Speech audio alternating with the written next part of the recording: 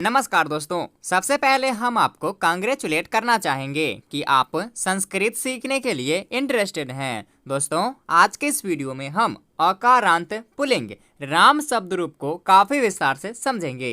कारक चिन्ह के माध्यम से हम इसके एक एक मीनिंग को जानेंगे कि इन सभी शब्दों का क्या क्या अर्थ होता है, कौन से शब्दों का प्रयोग हम कहाँ कहाँ करते हैं। साथ ही यदि आपको ये राम शब्द रूप याद नहीं हो रहा है तो आज की इस वीडियो में हम आपको साथ के साथ याद भी करवाने वाले हैं, इसलिए आप बने रहें हमारी वीडियो के लास्ट तक। और चलिए करते हैं वीडियो को स्टार्ट।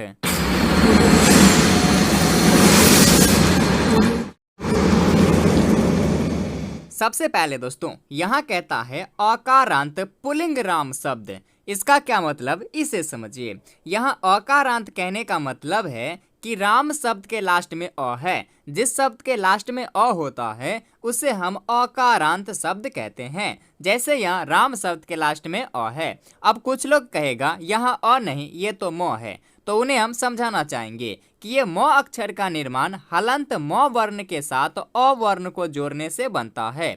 अब लास्ट में क्या है, तो अ है। इसी अ वर्ण के कारण इसे अकारांत कहते हैं। ये पुल्लिंग है, यानी कि राम शब्द पुल्लिंग रूप है। चलिए अब हम इसमें कारक चिन्ह को ऐड करते हैं, फिर हम इसके एक एक मीनिंग को समझेंगे। अब दोस्तों, इस कारक चिन्ह को तो आप जानते ही होंगे कि प्रथमा होता है कर्ता का ने कारक चिन्ह, द्वितीया होता है कर्म को, तृतीया होता है करण से या फिर द्वारा, चतुर्थी होता है संप्रदान को या फिर के लिए। यहाँ पर गलती से के नाम टाइप हो गया है, को या फिर के लिए। पंचमी होता है अपादान से, लेकिन ये से अलगाव की स्थिति में होता है, जब एक दूसरे को अलग करते हैं तब।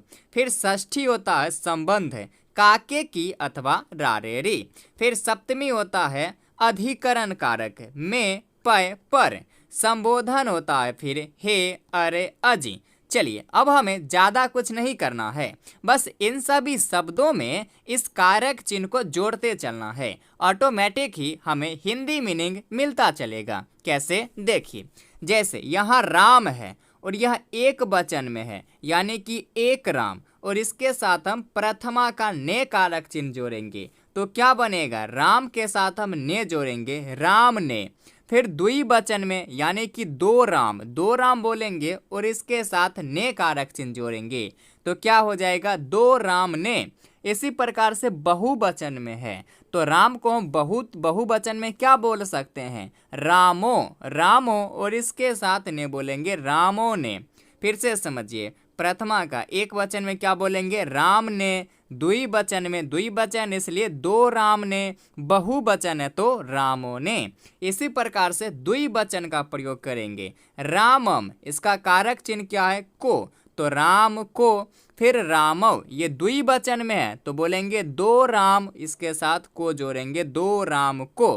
फिर रामान, बहुवचन में है तो बोलेंगे रामों को, रामम राम को, रामव दो राम को, रामान रामों को। इसी प्रकार से तृतीया है, इसका कारक चिन्ह होता है से या फिर द्वारा। जैसे रामेन तो बोलेंगे राम से या फिर राम के द्वारा।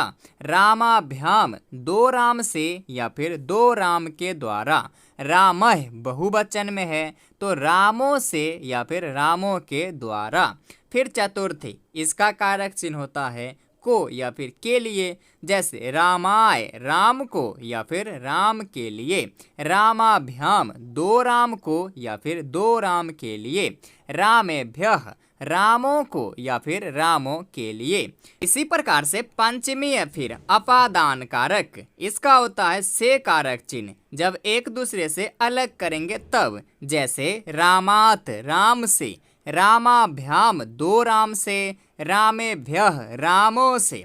फिर षष्ठी विभक्ति है, इसका कारक चिन्ह होता है काके की अथवा रारेरी। जैसे रामस्य, राम का, रामयोः, दो राम का, रामा नाम, रामों का। फिर सप्तमी अधिकरण कारक, इसका कारक चिन्ह होता है में या फिर पर। जैसे रामे राम में या फिर राम पर, रामयोः दो राम में या फिर दो राम पर, रामेषु रामों में या फिर रामों पर। इसी प्रकार से संबोधन कारक है। जब हम संबोधित करते हैं तब यदि हम एक राम को संबोधित करते हैं तो हे राम, यदि हम दो राम को संबोधित करते हैं तो हे रामौ, यदि हम बहुत सारे रामों को संबोधित करते हैं तो हे रामः, हे रामाः। चलिए अब हम बिना कारक चिन्ह का एक बार समझते हैं। रामः राम ने, रामौ दो राम ने, रामाः रामों ने, रामम राम को, रामौ दो राम को, रामान रामों को, रामेन राम से या फिर राम के द्वारा, रामाभ्याम दो राम से या फिर दो राम के द्वारा, रामः रामों से या फिर रामों के द्वारा, रामाय राम के लिए या फिर राम को, रामाभ्याम दो राम को या फिर दो राम के लिए, रामेभ्यः रामों को या फिर रामों के लिए। फिर पंचमी है रामात राम से, रामाभ्याम दो राम से, रामेभ्यः रामों से। फिर षष्ठी है रामस्य राम का, रामयोः दो राम का, रामानाम रामों का, रामे राम में या फिर राम पर, रामयोः दो राम में या फिर दो राम पर, रामेषु रामों में या फिर रामों पर।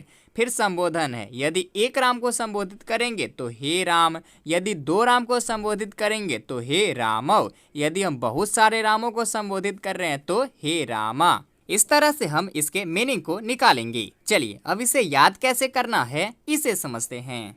दोस्तों ये याद आपको रट कर ही करना है, लेकिन रटने का सही तरीका पता होना चाहिए। आप लोग ऐसे पढ़ते हो, प्रथमा रामः रामौ रामाः, द्वितीया रामम रामौ रामान। इस तरह से अलग अलग नहीं पढ़ना है, आपको इन सभी विभक्तियों को छोड़ देना है। साथ ही ये एक वचन, द्विवचन तथा बहुवचन इसे भी छोड़ देना है। आपको बस इन तीन लाइन को ही पढ़ना है। बाद में ये प्रथमा द्वितीय तृतीया विभक्ति ऑटोमेटिक ही सेट हो जाएगा। बस आपको सिर्फ इन तीन लाइन को ही याद करना है और इन तीन शब्दों को एक ही साथ पढ़ना है, अलग अलग नहीं। इन तीनों शब्दों को हम एक साथ पढ़ेंगे, फिर सांस लेंगे, फिर अगले तीन शब्दों को हम पढ़ेंगे। कैसे देखिए, रामः रामौ रामाः, रामम रामौ रामान, रामेन रामाभ्याम रामः, रामाय रामाभ्याम रामेभ्यः, रामात् रामाभ्याम रामेभ्यः, रामस्य रामयोः रामानाम, रामे रामयोः रामेषु, हे राम हे रामौ हे रामाः। इस तरह से आप पढ़ेंगे। एक बार फिर से देखिए, रामः रामौ रामाः, रामम रामौ रामान, रामेन रामाभ्याम रामः, रामाय रामाभ्याम रामेभ्यः, रामात् रामाभ्याम रामेभ्यः, रामस्य रामयोः रामानाम, रामे रामयोः रामेषु, हे रामौ हे रामाः। इस तरह से आप आराम आराम से पढ़ेंगे, ऑटोमेटिक ही आपका स्पीड बढ़ता चला जाएगा। फिर आप ऐसे पढ़ना स्टार्ट कर दोगे, रामः रामौ रामाः, रामम रामौ रामान, रामेन रामाभ्याम रामः, रामाय रामाभ्याम रामेभ्यः, रामात् रामाभ्याम रामेभ्यः, रामस्य रामयोः रामानाम, रामे रामयोः रामेषु, हे रामौ हे रामाः। इस तरह से आप स्पीड में पढ़ना स्टार्ट कर दोगे। फिर से देखिए, रामः रामौ रामाः, रामम रामौ रामान, रामेन रामाभ्याम रामः, रामाय रामाभ्याम रामेभ्यः, रामात् रामाभ्याम रामेभ्यः, रामस्य रामयोः रामानाम, रामे रामयोः रामेषु, हे रामौ हे रामः। इस तरह से आप पढ़ना स्टार्ट कर दोगे। जब आपकी स्पीड यहाँ तक पहुँच जाए तो समझ जाओ कि याद हो गया है, लेकिन पहले आपको आराम आराम से ही पढ़ना है। कैसे, एक बार फिर से देखिए, रामः रामौ रामाः, रामम रामौ रामान, रामेन रामाभ्याम रामः, रामाय रामाभ्याम रामेभ्यः, रामात् रामाभ्याम रामेभ्यः, रामस्य रामयोः रामानाम, रामे रामयोः रामेषु, हे रामौ हे रामाः। इस तरह से आप आराम आराम से पढ़ेंगे। तो दोस्तों आशा करता हूँ कि ये शब्द रूप आपको याद भी हो गया होगा, साथ ही समझ में भी आ गया होगा। यदि आप ऐसे ही और वीडियो देखना चाहते हैं तो प्लीज़ आप हमारे चैनल को सब्सक्राइब जरूर करें। धन्यवाद।